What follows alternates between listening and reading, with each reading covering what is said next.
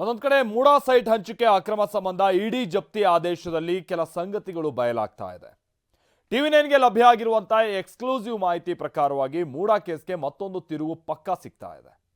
MUDA site ಹಂಚಿಕೆಯಲ್ಲಿ ಮುಖ್ಯಮಂತ್ರಿಗಳ ಪಾತ್ರ, ಪಾರ್ವತಿಯವರ ಅರ್ಜಿ ಸಲ್ಲಿಕೆ, ಮೂಡಾ ಅಧಿಕಾರಿಗಳು ಭಾಗಿಯಾಗಿದ್ದರು ಈ ಅಕ್ರಮದಲ್ಲಿ. ಇದೊಂದು ವ್ಯವಸ್ಥಿತವಾದಂತಹ ಷಡ್ಯಂತ್ರ ಅನ್ನುವಂಥದ್ದು ಉಲ್ಲೇಖ ಆಗಿದೆ.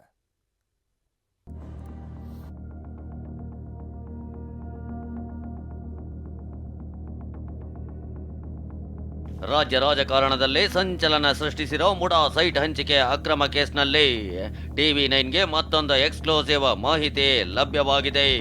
ಮೊನ್ನೆಯಷ್ಟೇ ಸಿಎಂ ಪತ್ನಿ ಪಾರ್ವತಿಗೆ ಸಮನ್ಸ್ ಜಾರಿ ಮಾಡಿದ್ದ ಇಡಿ ಇದೀಗ ಮತ್ತೊಂದು ಹೆಜ್ಜೆ ಮುಂದೆ ಹೋಗಿದೆ. ಮೂಡಾ ಅಕ್ರಮ ವರ್ಗಾವಣೆಯ ಯತ್ನದಲ್ಲಿ ಸಿಎಂ ಸಿದ್ದರಾಮಯ್ಯ ಭಾಗಿಯಾಗಿದ್ದಾರೆ ಅನ್ನೋ ಸ್ಫೋಟಕ ಮಾಹಿತಿ ಇಡಿ ತಾತ್ಕಾಲಿಕ ಜಪ್ತಿ ಆದೇಶದಲ್ಲೇ ಉಲ್ಲೇಖಿಸಲಾಗಿದೆ. ಮಲ್ಲಿಕಾರ್ಜುನ ಸ್ವಾಮಿ ಕೃಷಿ ಜಮೀನು ಅಂತ ಖರೀದಿಸಿರೋದು, ಡಿನೋಟಿಫಿಕೇಶನ್ ಮಾಡಿರೋದು, ಹೀಗೆ ಪ್ರಮುಖ ಅಂಶಗಳನ್ನ ಉಲ್ಲೇಖಿಸಿದೆ. ಅಕ್ರಮ ಹಣ ವರ್ಗಾವಣೆಯ ಯತ್ನದಲ್ಲಿ ಸಿಎಂ ಸಿದ್ದರಾಮಯ್ಯ ಭಾಗಿ ಅಂತ ಇಡಿಯ ತಾತ್ಕಾಲಿಕ ಜಪ್ತಿ ಆದೇಶದಲ್ಲಿ ಸ್ಫೋಟಕ ಮಾಹಿತಿ ಬಹಿರಂಗವಾಗಿದೆ. ಟಿವಿ9ಗೆ ಈ ಬಗ್ಗೆ ಎಕ್ಸ್ಕ್ಲೂಸಿವ್ ಮಾಹಿತಿ ಸಿಕ್ಕಿದ್ದು, ಮೂಡಾ ಜಮೀನನ್ನ 3,24,700 ರೂಪಾಯಿಗೆ ಸ್ವಾಧೀನಪಡಿಸಿಕೊಂಡಿತ್ತು. ಮೂಡಾ ಜಮೀನನ್ನ ತಪ್ಪು ಮಾಹಿತಿ, ಪ್ರಭಾವ ಬಳಸಿ ಡಿನೋಟಿಫಿಕೇಶನ್ ಮಾಡಿಕೊಳ್ಳಲಾಗಿದೆ. ಬಿಎಂ ಮಲ್ಲಿಕಾರ್ಜುನ ಸ್ವಾಮಿ ಕೃಷಿ ಜಮೀನು ಅಂತ ಖರೀದಿ ಮಾಡಿದ್ದಾರೆ. ಆದ್ರೆ ಇದಕ್ಕೂ ಮೊದಲೇ ಮೂಡಾ ಇಲ್ಲಿ ಬಡಾವಣೆಯನ್ನ ಅಭಿವೃದ್ಧಿ ಪಡಿಸಿತ್ತು, ನಿವೇಶನ ಹಂಚಿಕೆ ಮಾಡಿತ್ತು. ಆದ್ರೆ ಇದಕ್ಕೆ ಯಾವುದೇ ತಕರಾರು ಎತ್ತಿರಲಿಲ್ಲ. ತಪ್ಪು ಸ್ಥಳ ಪರಿಶೀಲನೆ ವರದಿ ಆಧರಿಸಿ ಭೂಮಿ ಪರಿವರ್ತನೆ ಮಾಡಿದ್ದಾರೆ. ಹೀಗಾಗಿ ಮೂಡಾ ಯಾವುದೇ ಆಕ್ಷೇಪಣೆ ನೀಡಿಲ್ಲ. ಹೀಗಂತ ಇಡಿ ತನ್ನ ತಾತ್ಕಾಲಿಕ ಜಪ್ತಿ ಆದೇಶದಲ್ಲೇ ಉಲ್ಲೇಖಿಸಿದೆ. 14 ಸೈಟ್ ಹಂಚಿಕೆಯಾದಾಗ ಯತೀಂದ್ರ, ವರುಣ ಶಾಸಕರಾಗಿದ್ರು. ಮೂಡಾದಿಂದ 14 ಸೈಟ್ಗಳನ್ನ ಹಂಚಿಕೆ ಮಾಡಿದ್ದಾಗ ಯತೀಂದ್ರ, ವರುಣ ಕ್ಷೇತ್ರದ ಶಾಸಕರಾಗಿದ್ರು ಅಂತಾನೋ ವರದಿಯಲ್ಲೇ ಉಲ್ಲೇಖಿಸಲಾಗಿದೆ. 14 ಸೈಟ್ ಹಂಚಿಕೆಯಾದಾಗ ಯತೀಂದ್ರ, ವರುಣ ಶಾಸಕರಾಗಿದ್ರು. ಅಲ್ಲದೆ ಸಿದ್ದರಾಮಯ್ಯ ಪುತ್ರ ಯತೀಂದ್ರ ಮೂಡಾ ಸದಸ್ಯರು ಆಗಿದ್ರು. ಅಕ್ರಮ ನಿವೇಶನ ಹಂಚಿಕೆಯಾದಾಗ ಸಿದ್ದರಾಮಯ್ಯ ವಿಪಕ್ಷ ನಾಯಕರಾಗಿದ್ರು. ಎಸ್.ಟಿ. ದಿನೇಶ್ ಕುಮಾರ್ ಸಿದ್ದರಾಮಯ್ಯ ಆಪ್ತ ಸಹಾಯಕರಾಗಿದ್ರು. ಇದೇ ಎಸ್.ಟಿ. ದಿನೇಶ್ ಮೂಡಾ ಅಧಿಕಾರಿಗಳ ಮೇಲೆ ಅನುಚಿತ ಪ್ರಭಾವ ಬೀರಿದ್ರು. ಸಹಿಯನ್ನೇ ನಕಲು ಮಾಡಿ ಸೈಟ್ ಹಂಚಿಕೆಯಾಗುವಂತೆ ನೋಡಿಕೊಂಡ್ರು. ಕಾನೂನು ಬಾಹಿರವಾಗಿ ಪಡೆದ 14 ಸೈಟ್ ಪರಿಹಾರವೆಂದು ಬಿಂಬಿಸಿದ್ದಾರೆ ಅಂತ ಇಡಿ ಉಲ್ಲೇಖಿಸಿದೆ. ರಾಜಕೀಯ ಪ್ರಭಾವ ಬಳಸಿ 56 ಕೋಟಿ ಮೌಲ್ಯದ ಸೈಟ್ ಕಬಳಿಕೆ ಮಾಡಿದ್ದಾರೆ ಅಂತ ಇಡಿ ಆದೇಶದಲ್ಲಿ ಉಲ್ಲೇಖಿಸಿದೆ. ಕಾನೂನು ಬಾಹಿರವಾಗಿ ಪಡೆದ 14 ಸೈಟ್ ಪರಿಹಾರ ಅಂತ ಬಿಂಬಿಸಿದ್ದಾರೆ. ಮೂಡಾದಿಂದ ಪಡೆದ ಸೈಟ್ ಪರಿಹಾರವೆಂದು ಬಿಂಬಿಸಲಾಗಿದೆ. ಹಿಂದಿನ ಮೂಡಾ ಆಯುಕ್ತ ಡಿ.ಬಿ. ನಟೇಶ್ ಕೂಡ ಇದರಲ್ಲೇ ಶಾಮೀಲಾಗಿದ್ದಾರೆ. ಅಲ್ಲದೆ ಅಕ್ರಮ ಹಣ ವರ್ಗಾವಣೆ ತಡೆ ಕಾಯ್ದೆಯಡಿ ತನಿಖೆ ಆರಂಭಿಸಿದ ನಂತರ ಸಿಎಂ ಸಿದ್ದರಾಮಯ್ಯ ಪತ್ನಿ ಪಾರ್ವತಿ 14 ಸೈಟ್ ಹಿಂತಿರುಗಿಸಿದ್ದಾರೆ. ಅಕ್ಟೋಬರ್ 1ರಂದು 14 ಮೂಡಾ ಸೈಟ್ ವಾಪಸ್ ನೀಡಲಾಗಿದೆ.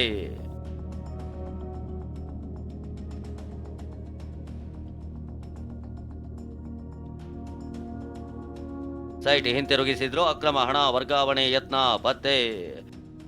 ಮುಂದುವರೆದು 14 ಸೈಟ್ಗಳನ್ನು ಹಿಂತಿರುಗಿಸಿದ್ರು.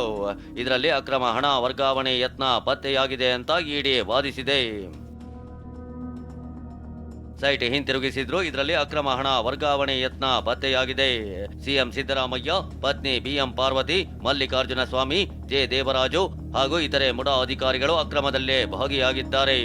ರಿಯಲ್ ಎಸ್ಟೇಟ್ ವ್ಯವಹಾರಸ್ಥರು, ಪ್ರಭಾವಿ ವ್ಯಕ್ತಿಗಳು ಶಾಮೀಲಾಗಿದ್ದಾರೆ ಅಂತ ತಾತ್ಕಾಲಿಕ ಜಪ್ತಿ ಆದೇಶದಲ್ಲಿ ಜಾರಿ ನಿರ್ದೇಶನಾಲಯ ಉಲ್ಲೇಖಿಸಿದೆ. 1095 ಮೂಡಾ ಸೈಟ್ ಅಕ್ರಮವಾಗಿ ಹಂಚಲಾಗಿದೆ ಎಂದ ಇಡಿ. ಇನ್ನು ಸುಮಾರು 1095 ಮೂಡಾ ಸೈಟ್ ಅಕ್ರಮವಾಗಿ ಹಂಚಲಾಗಿದೆ ಅನ್ನೋ ಸ್ಫೋಟಕ ಮಾಹಿತಿಯನ್ನ ಇಡಿ ಆದೇಶದಲ್ಲೇ ಉಲ್ಲೇಖಿಸಲಾಗಿದೆ. ಸುಮಾರು 1095 ಮೂಡಾ ಸೈಟ್ಗಳನ್ನ ಅಕ್ರಮವಾಗಿ ಹಂಚಲಾಗಿದೆ ಅಂತ ಇಡಿ ತಾತ್ಕಾಲಿಕ ಜಪ್ತಿ ಆದೇಶದಲ್ಲೇ ಉಲ್ಲೇಖಿಸಲಾಗಿದೆ. ಅಕ್ರಮ ಹಣ ವರ್ಗಾವಣೆ ಪಾರ್ವತಿಯವರ ಕೇಸ್ನಲ್ಲಿ ಮಾತ್ರವಲ್ಲ, ಅಕ್ರಮವಾಗಿ ಸಾವಿರಾರು ಸೈಟ್ಗಳನ್ನು ಹಂಚಲಾಗಿದೆ ಅಂತ ಎಲ್ಲ ಅಂಶಗಳನ್ನ ಇಡಿ ಅಧಿಕಾರಿಗಳು ತನಿಖೆಯಲ್ಲೇ ಪತ್ತೆ ಹಚ್ಚಿದ್ದಾರೆ. ಸಿದ್ದರಾಮಯ್ಯ ಸಿಎಂ ಆದ ಬಳಿಕ ಪಾರ್ವತಿ ಅರ್ಜಿ ಸಲ್ಲಿಸಿದ್ದಾರೆ. ಮುಡಾ ಜಮೀನು ಖರೀದಿಸಿದ 10 ವರ್ಷದ ಬಳಿಕ ಅಂದ್ರೆ ಸಿದ್ದರಾಮಯ್ಯ ಸಿಎಂ ಆದ ಬಳಿಕ ಪಾರ್ವತಿ ಅರ್ಜಿ ಸಲ್ಲಿಸಿದ್ದಾರೆ ಅಂತ ಜಾರಿ ನಿರ್ದೇಶನಾಲಯದ ಸೈಟ್ ಜಪ್ತಿ ಆದೇಶದಲ್ಲೇ ಉಲ್ಲೇಖಿಸಲಾಗಿದೆ. ಮುಡಾ ಜಮೀನು ಖರೀದಿಸಿದ 10 ವರ್ಷದ ಬಳಿಕ ಅಂದ್ರೆ ಸಿದ್ದರಾಮಯ್ಯ ಸಿಎಂ ಆದ ಬಳಿಕ ಪಾರ್ವತಿ ಅರ್ಜಿ ಸಲ್ಲಿಸಿದ್ದಾರೆ. ಭೂ ಸ್ವಾಧೀನ ಮಾಡಿಕೊಳ್ಳದೆ ತಮ್ಮ ಜಮೀನು ಮುಡಾ ಸೈಟ್ ಬಳಸಿದೆ ಎಂದು ಸಿಎಂ ಪತ್ನಿ ಪಾರ್ವತಿ ಮಾಹಿತಿ ಕೊಟ್ಟಿದ್ದಾರೆ. ಆದ್ರಾಗ ಜಮೀನು ಮುಡಾ ಸ್ವಾಧೀನದಲ್ಲೇ ಇತ್ತೇ ಹೊರತು ಜಮೀನು ಸಿದ್ದರಾಮಯ್ಯ ಪತ್ನಿ ಪಾರ್ವತಿ ಅವರ ಸ್ವಾಧೀನದಲ್ಲೇ ಇರಲಿಲ್ಲ. ಸಿದ್ದರಾಮಯ್ಯ ರಾಜ್ಯದ ಮುಖ್ಯಮಂತ್ರಿ ಆಗಿದ್ದು ಮೇ 13, 2013ರಂದು ಪಾರ್ವತಿ ಅವರು ಅರ್ಜಿ ಸಲ್ಲಿಸಿದ್ದು ಜೂನ್ 14, 2014ರಂದು ಅಂತ ಉಲ್ಲೇಖಿಸಿದೆ. ಪತ್ರದಲ್ಲಿ ಒಂದು ಸಾಲು ಅಳಿಸಲಾಗಿದ್ದು ದಾಖಲೆ ತಿರುಚಿದ್ದಕ್ಕೆ ಸಾಕ್ಷಿಯಾಗಿದೆ. ಮಾರ್ಚ್ 20, 2021ರ ಮುಡಾ ಸಭೆಯಲ್ಲಿ ಯತೀಂದ್ರ ಭಾಗಿಯಾಗಿದ್ರು. ಸಿದ್ದರಾಮಯ್ಯ ಪತ್ನಿ ಮನವಿ ಮೇರೆಗೆ ಸಭೆ ಮುಂದೂಡಿಕೆ ಮಾಡಲಾಗಿತ್ತು. ಸಿಎಂ ಪತ್ನಿಗೆ ಸೈಟ್ ಹಂಚಿಕೆ ಒಂದೇ ಉದ್ದೇಶದಿಂದ ಮುಡಾ ಸಭೆ ನಿಗದಿ ಮಾಡಲಾಗಿತ್ತು. ಸಿಎಂ ಪತ್ನಿಗೆ ಅಂದಿನ ಮುಡಾ ಆಯುಕ್ತರು ಆದ್ಯತೆ ನೀಡಿದ್ದಕ್ಕೆ ಇದು ಸಾಕ್ಷಿಯಾಗಿತ್ತು. ಇದನ್ನು ಮುಡಾ ಆಯುಕ್ತ ಡಿ.ಬಿ. ನಟೇಶ್ ಇಡಿ ಮುಂದೆ ಹೇಳಿಕೆಯಲ್ಲಿ ತಿಳಿಸಿದ್ದಾರೆ ಅಂತ ಇಡಿ ಸೈಟ್ ಜಪ್ತಿ ಆದೇಶದಲ್ಲೇ ಉಲ್ಲೇಖವಾಗಿದೆ. ಮುಡಾ ಆಯುಕ್ತರೇ ಸಿಎಂ ಪತ್ನಿಗೆ ಕೊಡಬೇಕಾದ ಸೈಟ್ ಆಯ್ಕೆ ಮಾಡಿದ್ದಾರೆ. ಇನ್ನು ಸಿಎಂ ಪತ್ನಿಗೆ ಪರಿಹಾರವಾಗಿ ನೀಡಿದ ಸೈಟನ್ನ ಮುಡಾ ಆಯುಕ್ತರೇ ಆಯ್ಕೆ ಮಾಡಿದ್ದಾರೆ ಅಂತ ಇಡಿ ಹೇಳಿದೆ. ಸಿಎಂ ಪತ್ನಿಗೆ ಕೊಡಬೇಕಾದ ಪರಿಹಾರದ ಸೈಟನ್ನ ಖುದ್ದು ಮುಡಾ ಆಯುಕ್ತರೇ ಆಯ್ಕೆ ಮಾಡಿದ್ದಾರೆ. ಸೈಟ್ ಹಂಚಿಕೆ ವಿಭಾಗ ಬಿಟ್ಟು ಅಂದಿನ ಆಯುಕ್ತ ನಟೇಶ್ ಸೈಟ್ ಆಯ್ಕೆ ಮಾಡಿದ್ರು. ಪರಿಹಾರದ ಸೈಟ್ ಲಾಟರಿ ಮೂಲಕ ಹಂಚಿಕೆ ಮಾಡಬೇಕೆಂಬ ನಿಯಮ ಇದೆ. ಅದೇ ಬಡಾವಣೆಯಲ್ಲಿಯೇ ಲಾಟರಿ ಮೂಲಕ ಹಂಚೋ ನಿಯಮ ಇದೆ. ಮೈಸೂರಿನ ದೇವನೂರು ಬಡಾವಣೆಯಲ್ಲಿ 352 ಸೈಟ್ಗಳಿದ್ರು. ವಿಜಯನಗರ ಬಡಾವಣೆಯಲ್ಲಿ ಪಾರ್ವತಿಗೆ ಸೈಟ್ ಹಂಚಿಕೆ ಮಾಡಲಾಗಿದೆ. ಹರಾಜಲ್ಲಿ ಮಾರಾಟವಾಗಬೇಕಿದ್ದ ಕಮರ್ಷಿಯಲ್ ಸೈಟ್ಗಳನ್ನು ಹಂಚಿಕೆ ಮಾಡಲಾಗಿದೆ. ಪರಿಹಾರದ ಸೈಟ್ ಪಡೆಯಲು ಸಿಎಂ ಪತ್ನಿ ಪ್ರಕ್ರಿಯೆ ಅನುಸರಿಸಿಲ್ಲ. ಸಿದ್ದರಾಮಯ್ಯ ಪತ್ನಿ ನವೆಂಬರ್ 24, 2021ರಂದು ನಷ್ಟ ಭರ್ತಿ ಬಾಂಡ್ ಪೇಪರ್ ಖರೀದಿಸಿದ್ರು. ಖರೀದಿಗೆ ಮೊದಲೇ ನವೆಂಬರ್ 23ರಂದು ಸಹಿ ಮಾಡಿರೋದು ಅಚ್ಚರಿ ಮೂಡಿಸಿದೆ. ರಾಜಕೀಯ ಒತ್ತಡದಿಂದ ಹಲವು ದಾಖಲೆಗಳನ್ನ ತಿರುಚಲಾಗಿದೆ. ಸಿಎಂ ಪತ್ನಿಗೆ ಅನುಕೂಲ ಮಾಡಿಕೊಡಲು ದಾಖಲೆಗಳನ್ನ ತಿರುಚಿದ್ದಾರೆ. ಸಿಎಂ ಪತ್ನಿಗೆ 1991ರ ನಿಯಮಾವಳಿಯಲ್ಲಿ 14 ಸೈಟ್ ಹಂಚಲಾಗಿದೆ. ಆಗ 50-50 ನಿಯಮದಡಿ ಸೈಟ್ ಹಂಚಿಕೆ ಮಾಡೋ ನಿಯಮ ಇರಲಿಲ್ಲ. ಸಿದ್ದರಾಮಯ್ಯ ಆಪ್ತ ಸಹಾಯಕ ಎಸ್.ಜೆ. ದಿನೇಶ್ ಕುಮಾರ್ ಪ್ರಭಾವ ಇದೆ. ಸಿಎಂ ಪತ್ನಿ ಪರವಾಗಿ ಮುಡಾ ಕಚೇರಿಗೆ ಬಂದು ದಿನೇಶ್ ಚರ್ಚಿಸಿದ್ದಾರೆ. ಮುಡಾ ಆಯುಕ್ತರ ಜೊತೆಗೆ ಸಿ.ಟಿ. ಕುಮಾರ್ ನಿರಂತರ ಸಂಪರ್ಕದಲ್ಲಿದ್ರು.